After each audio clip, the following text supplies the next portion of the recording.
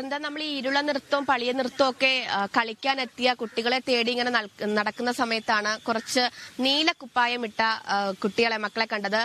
School social service സ്കീമാണ്. ഇവർ ആദ്യമായിട്ട് ഇന്നിപ്പോൾ കലോത്സവ ഡ്യൂട്ടിക്ക് എത്തുകയാണ്. അവരുടെ ടീച്ചറൊപ്പം ഉണ്ട്. എന്താണ് നിങ്ങളുടെ ഈ കുട്ടികളുടെ ഡ്യൂട്ടി? ഞങ്ങൾ തിരുവനന്തപുരം ജില്ലയിലെ കിളിമാനൂര് തട്ടത്തുമല സ്കൂളിൽ നിന്നാണ് എത്തിയിരിക്കുന്നത്. തട്ടത്തുമല ഗവൺമെന്റ് ഹയർ സെക്കൻഡറി സ്കൂളിലെ സ്കൂൾ സോഷ്യൽ സർവീസ് സ്കീമിലെ അംഗങ്ങളാണ്.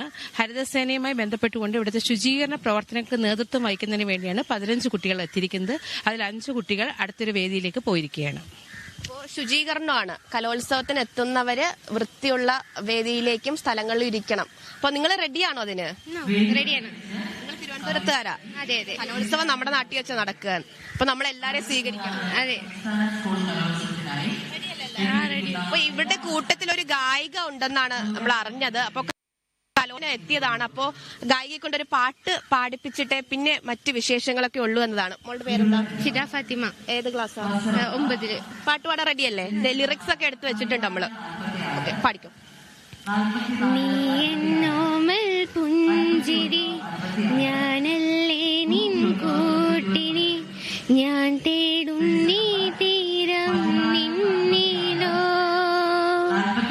നീയാളും തീയതിൽ ഞാൻ മഴയായി പെയ്യുമോ, കടലാടിൻ മിഴികളിൽ പെയ്യുമോ, നീ ചൂടും പൂവതിൽ ഞാൻ മഴയായി തീരുമോ, തണലാകാൻ അരികിലായി നീ വരുമോ.